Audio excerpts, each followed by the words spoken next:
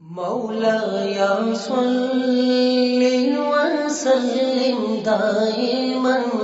أبدا على حبيبك خير الخلق كلهم نبوي سيرة سيد الكونين والثقلين محمد په دې خبرونه کې به تاسو ته د رسول الله صلی الله علیه وسلم د ژوند حالات په تفصیل سره وړاندې شي.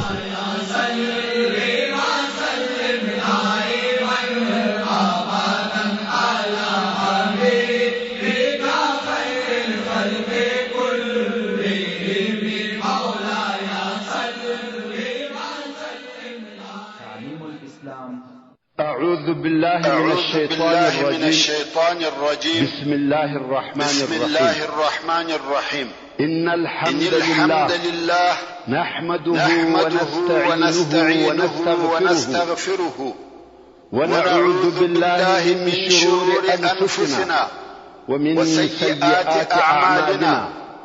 من يهده الله فلا مضل له ومن يضلل فلا هادي له وأشهد أن لا إله إلا الله وحده لا شريك له وأشهد أن محمدا عبده ورسوله أما بعد صلى الله عليه وآله وصحبه وسلم تسليما كثيرا. كم وقت رسول الله صلى الله عليه وآله وسلم محترم ورونو د غارې ثور څخه ولاړې موږ ته دا نوه معلومه چې د بني صلی الله علیه و آله وسلم چیرې او کله قید او شرط تر څو چې د پیرانانو څخه یو نفر د مکې مکرمې د رسول الله صلی الله علیه وسلم څخه بیتونه یې ویل خلق دغه آواز اورېدی او رسول الله صلی الله علیه و آله وسلم څو چې دغه د آواز خاوند د مکې مکرمې تر لوړې خوا ووتی د قبیلې و مشر او الله تعالی عنها وایي کوم وخت چې موږ دغه بیتونه واورېده موږ پوه شو چې رسول الله صلی الله علیه و آله وسلم د مدینې منورې د علاج دپاره په مسجد نبوي کې و. کوم وخت چې رسول الله صلی الله علیه و وسلم د مدینې منورې ورطرف ته رهي و چې سعد رضی الله تعالی عنه چې د خپل قوم مشر دپاره راوړي په مخه ورغلی چې هغه هم مسجد نبوي ته ورتلی و چې رسول الله صلی الله علیه و وسلم او ابو بکر صدیق رضی الله تعالی عنه ونیسي او د قریشو هغه اعلان شوی لوی جایزه وه. خو کوم وخت چې رسول الله صلی الله علیه و وسلم سره مخامخ سو نو یې سعد رضی الله تعالی عنه پر یو شي پریږدي او بیا هغه شی په نقشه سره مسلمان سعد رضی الله تعالی عنه دغه ستونی ستلنګوټه د نیزې پر سر د بیرغ پر قسم وتړي او دا اعلان نور مشرانو د امن او سلامتیا پاچا را خپل متعاهدینو سره د احسان او په عدل او انصاف صلی الله علیه و آله وسلم د حقوق په باره کې حکم وتاته پرېښاوه کفار ته اریان حلفاء او متعاهدین رسول الله صلی الله علیه و آله وسلم هم ورمعلوم رضی الله تعالی عنه هم نن ورځ د ارهاب نوم پر اجداء العیاذ بالله مشرانو او هغه خبر ډیره او په تکرار سره وکړه چې د امن او سلامتیا پاچا راغلی چې دنیا به په عدل او انصاف راغلی چې د الله جل جلاله په لار کې د چا د ملامتۍ پروا نه کوي بلکې دغه کسان چې پر حکم کې د الله جل جلاله مراعات کوي تهمت او تور ملامتي را باندې وایي په هغه ما پروا نه کیږي. ځینې کسان چې د سعد رضی الله تعالی عنه د دغه خبرې په مقصد علیه و سلم ته نو خپل قوم ته ولاړل او ویل به چې د بني قریظه یو په قافله کې د شام څخه راتلل ټول وژل کېږي. زبیر رضی الله تعالی عنه ورسول الله صلی الله علیه و آله وسلم بني قریظه او قلاو ته ورسېد الله تعالی عنه ته رسول الله صلی الله علیه وسلم د خپل اصحاب سره رسول الله صلی الله علیه و آله وسلم راټول دي مکه مکرمه کې د خلکو څخه پټ او تړلي دي. مدینه منوره ته خبر نه اوري چې رسول الله صلی الله علیه و آله وسلم هجرت را کړی رسول الله صلی الله علیه و آله وسلم صلی الله علیه و آله وسلم رسول الله صلی الله علیه وسلم ولار او اصحاب کرام ته مدینه منوره مسلمانان نه پوهه سیدکم یعنی وخپل مشهد او سردار الله علیه و آله وسلم پر هغه معلومه لار نه سعد ابن معاذ رضی الله تعالی عنه د عزت لپاره ولار دلار را رسول يهود هم د سعد رضی الله تعالی عنه دغه لوی قدر او عزت ورسېږي نو د مدینه منورې مسلمانانو تکول مصعب ابن عمر رضی الله تعالی عنه رسول الله صلی الله علیه وسلم مسلمانانو سره د رسول الله صلی الله علیه و آله وسلم قریظه په باره کې حکم تاته درکړی دی دا د دې لپاره چې رسول الله صلی الله علیه و آله وسلم مقام او درجه عزت او احترام د مدینه منورې زموږ خلق ته ورښکاره چې رسول الله صلی الله علیه و آله وسلم د مسلمانانو په زړه کې څونه ځای لري دا او دغه مشرانو توکل او معنا پر او هغه دا چې رسول الله صلی الله علیه و آله وسلم د الله تعالی قبيله یوازې د يهودو چې نبی او رسول دي او متعهدين علاوه پر دغه د مشرانو حاکم او امیر حکم راضي او دغه ټول مسلمانان د خزرج او مشرانو وسلم ملګری زما حکم پر خزرج چلیږي نو دا چې هر ول مسلمانان دا حکم راضي راوتلو د مدینه منورې د مهاجر مسلمانانو وطرف ته تاثیر وکړي اول اسما حکم پر مسلمانانو چلیږي يهود به هم راوتل په حکم راضي د ټول مدینه منورې د پاره د رسول الله صلی الله علیه و آله وسلم راتک د رسول الله صلی الله علیه و آله وسلم وطرف ته صحابه باندې ورسته خلق راوتل هغه څوک چې هغه ناس چې مکه مکرمه څخه چلیږي مدینه منورې ته راتله د رسول الله صلی الله علیه و آله وسلم سره ادب په انتظار ونوین چې زما حکم پر رسول الله صلی الله علیه وسلم چلیږي کوم وخت چې به ماپشن سو د ادب سبب یو ډیر حکم پر هغه چا چلیږي چې هلته ناس دي خود دوشنبه په ورځ الله علیه و آله وسلم فرمایل د سوال سال د ربيع الاول د ناشته د بني قریظه پر يهودو او حکم کوم د هجرت اول کال ووجل سي او د شک او ځوان دي بيان واخست یا میلادي کال مالونه سپتمبر د میاشتې د رسول الله صلی الله علیه وسلم په اواز ویل الله اکبر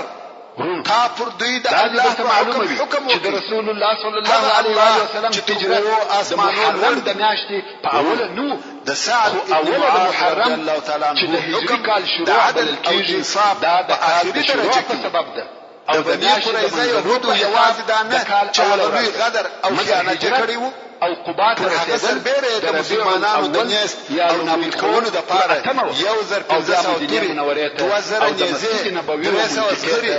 15 سپاره سره یو کړو پر دولسم مسلمانانو ته پس له هغه څخه پلاس ورغله رسول الله صلی الله علیه و آله وسلم او ابو بکر صدیق رضی الله تعالی عنه داسې وخت کې مدینه منورې ته ورسېد يهود د لری ورته ګوري مګر خبر نه دي چې څه خراوتلی و په باره کې رسول الله صلی الله علیه و آله وسلم انتظار یې کړی علیه وسلم امر وکړي ما پښنسو چې يهود ګرځي شدیده بنت الحارث رسول الله صلی الله علیه و آله وسلم د بني نجار څخه یو شذ و بنجان طرف ته رهیس او د دوی د پاره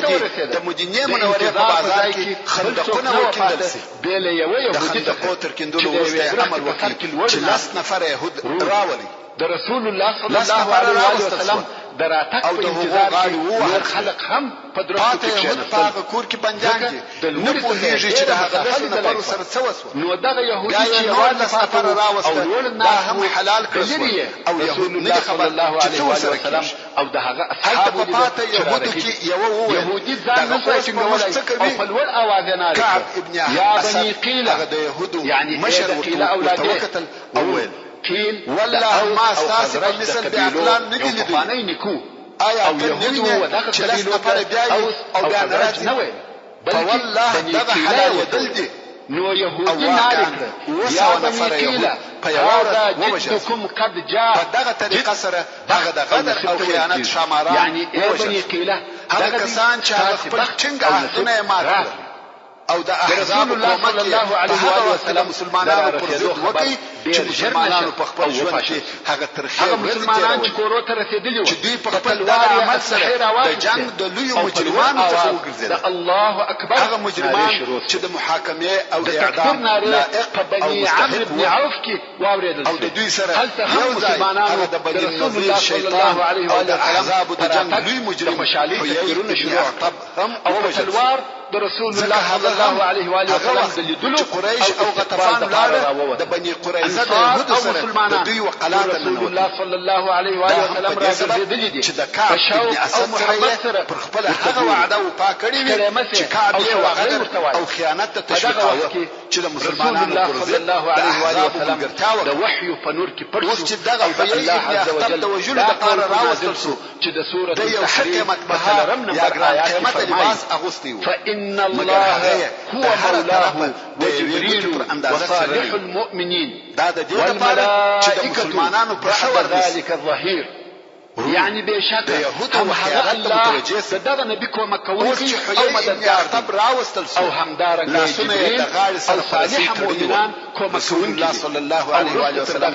ملائکه کومک والله ما ستاد دشمنی په سبب ځان ملامت ندی مسلمانان د رسول الله صلی الله علیه و سلم سره یو ځای شمانه يم نور رسول الله صلی الله علیه و سلم مگر دا چې الله غالب کوي هغه غالب بني عمرو ابن عوف واړو او د ربيع الله په امر نیم خفه دوشنبه ورځ ذلك السوي تقدير دي د مدینه منورې ډیرو مسلمانانو رسول الله صلی الله علیه و سلم د مخ تر دې نو لیدل او پرانګي نه پیښ یی ابن اخطب يهودي دونه فرض ام المؤمنين صفيه رضي الله تعالى عنها صلى الله عليه و سلم دي او كم يوم ابو بكر وقت رسول الله صلى الله عليه و سلم مدینه منورې ته په هجرت ابو بکر صدیق رضی الله تعالی عنه ابو ياسر الله صلى الله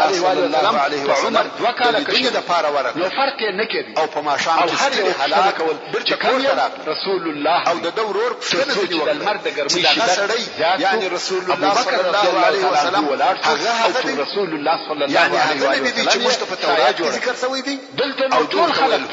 هغه چې دا رسول الله صلی الله علیه وسلم دی او دغه ژوندۍ دشمنی وکاو صدیق رضی الله تعالی عنه دی د رسول الله صلی الله علیه وسلم رسول الله صلی الله علیه وسلم د استقبال او شراغلی د پاره راغلی په پنځم کال کې دا داسې د خوشاله ورځ چې د مدینه منورې په ټول تاریخ کې داسې خوشاله ورځ پر مدینه منوره نه دا هغه څوک و چې پر مسلمانان ابن سوید الله صلی الله علیه وسلم راټول څخه د میچنې په راوځاوه چې ما سره شریک مګر دا د هغه په اساس صلی الله علیه وسلم رسول الله صلی الله علیه وسلم امر وکړ الهدم په کور کې يهودو بنرانو کې او رسول الله صلی الله علیه وسلم په قباء یعنی بلوغ ته رسیدلی هغه ووشني د دوشنبه او کله چاوشتان راشنه او پنځشنبه هغه موجني او په دغه ورځ کې څخه یو نفر چې نوم یې زبیر ابن طابا اولین مسجد د مشرانو اسلام کې جوړ شوی دی کوم وخت چې د حلالېدو لپاره راوستل رسول الله صلی الله علیه وسلم چې اول کار په مدینه منوره کې کړی دی هغه د مسجد جوړول دي او دا کار رسول الله صلی الله علیه وسلم ته وویل یا رسول الله مسجد یوازې د منځ ځای نه دی ما ته راوبخ بلکې مسجد په اسلام کې د هر شي او هر کار زما سره کومک کړی دی مسجد د جنګ او مشورو مرکز دی په جاهلیت کې یو جنگ د جنگ او جهاد لپاره د لشکر په هغه ورځ په بندیانو کې ونیول مرکز دی او الهي مسجد د مهمو چې د اجتماعات مرکز غواړم چې زه هم آزاد کړم د غریبانو رسول الله صلی الله علیه وسلم فرمایل چې د مسلمانانو د لپاره عام او د مرکز مرکز نو ځکه دا زبیر يهودي چارنه وهغه دغه متول او هدف د اخلاص رسول الله صلی الله علیه وسلم تر هر څه د مسجد جوړ کړي انصاری بیا رسول الله صلی الله علیه وسلم ورته ویل یا رسول الله د سوره التوبه په یو سوره نمبر آیات کې دغه مسجد مبارک فرمایي صلی الله علیه وسلم و فرمایل هغه هم ستا په اختیار من اول یوم وبخښل زبیر ابن طابا خوشاله او بیا فيه رجال يحبون ان يتطهروا والله يحب المطهرين ابن اسد يعني خامخا هغه مسجد د قباء چې تاداو او اساس د اول ورځ څخه پر تقوا او پرهیزګاری شروع شوی دی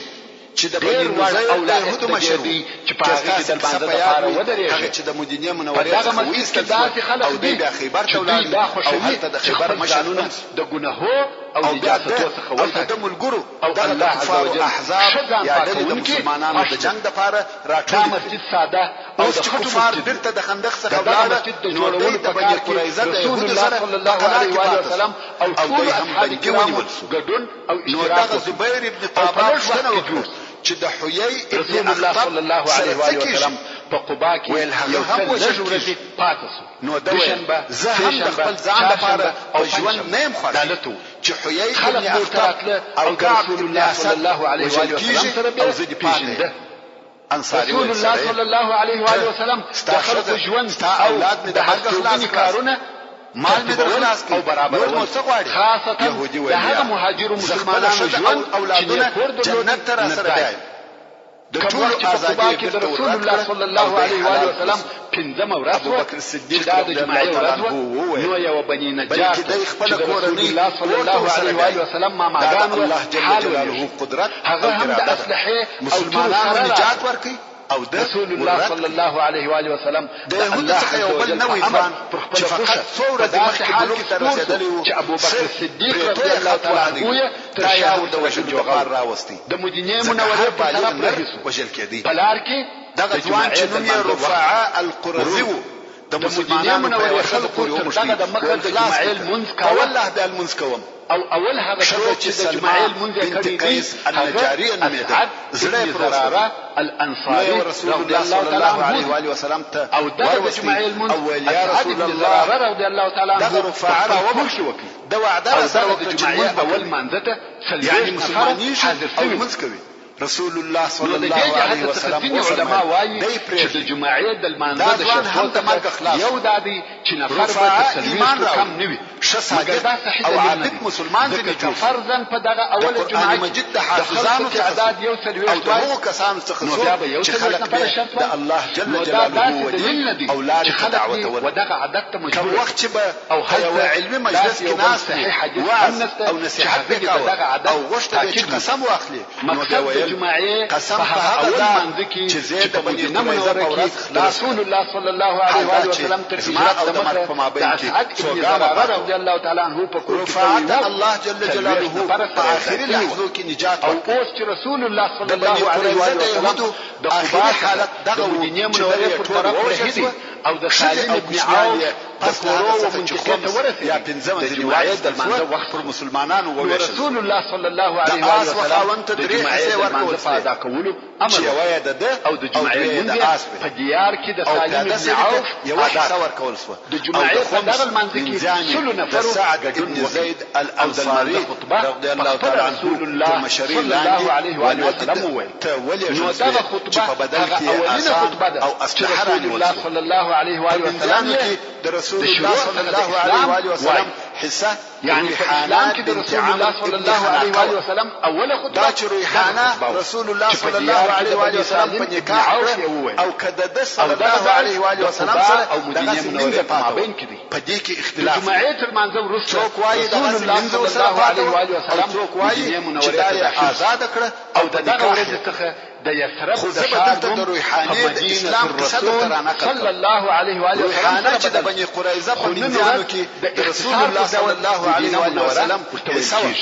رسول الله صلی الله علیه وسلم دا یو اسلام ته دعوت ځلان د ورځ و چې انکار وکړي په دغه ورځ چې رسول الله صلی الله علیه و آله وسلم مدینه منوره ته داخلي د مدینه منوره کورونه آزاد به د خوشالۍ خندا او هم آزاد او هم بزما په نکاح او د انصار انجنو او هلکانو د رسول الله صلی الله علیه و آله وسلم په استقبال کې دغه ترانه په ګډ رسول الله صلی الله علیه و آله وسلم طلع البدر علينا من ثنيات الوداع وجب الشكر علينا ما دعا رسول الله صلی الله علیه وسلم ايها المبعوث فينا جئت بالامر المطاع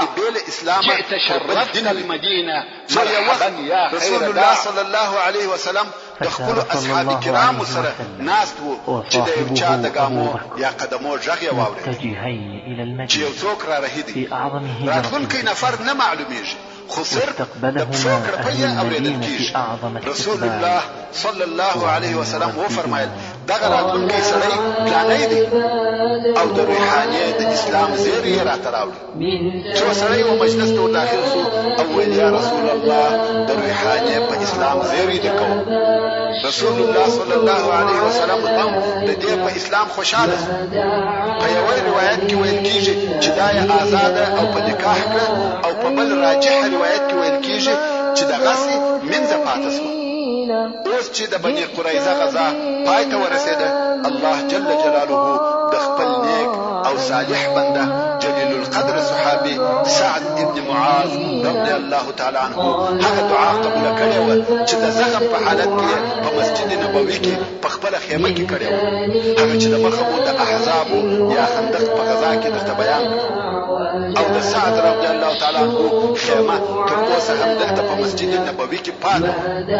ذکر رسول الله صلی الله علیه وسلم مشهد چې سعد رضی الله تعالی عنه ودا علیه الصلاة والسلام ته نږدې وي او هر وخت خبر ونیسي اوس چې د بني قریظه قصه پای ته ورسېده د سعد رضی الله تعالی عنه زخم خوله خلاصه کړه او وینې بهېدل یې شروع کړه په مسجد کې یوه بله خیمه د بني غفار هم ولاړه وه دغه د ده رضی الله تعالی عنه د زخم وینې وهغو ته ور ورسېدلې هغو نارې کړې چې ای د خیمې خلقو دغه څه شي دي چې ستاسې د طرفه څخه موږ ته راځي چې ویې کتل د سعد رضی الله تعالی عنه د زخم څخه وینې بهېږي او دی رضی الله تعالی عنه وفات سوی و امام بخاری او امام مسلم د جابر رضی الله تعالی عنه څخه روایت کوي چې رسول الله صلی الله علیه و آله وسلم وفرمایل د الله جل جلاله عرش د سعد ابن معاذ رضی الله تعالی عنه د وفات په سبب ورېږدېد امام ترمذی د انس رضی الله تعالی عنه څخه روایت کوي کم وخت چې د سعد ابن معاذ رضی الله تعالی عنه جنازه واخیسته سوه منافقانو وویل دا د ده څنګه سپکه جنازه ده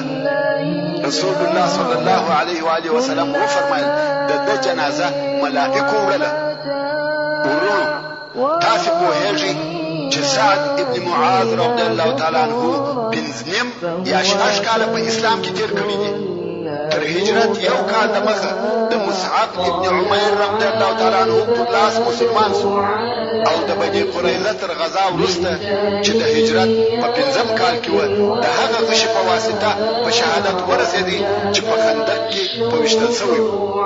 او دغه د مرګ په وخت کې مقام او درجه وه چې عرش الرحمن د ده د وفات په سبب پرېږدي او یا زره ملایکې جنازې ته راکښته کېږي او دا چې تر مرګ وروسته په فردوس اعلی کې کم نعمتونه ورکول کېږي حورې او غلمان د ده خدمت کوي هغه خبرې تر قیاس لوړې دي دا ولې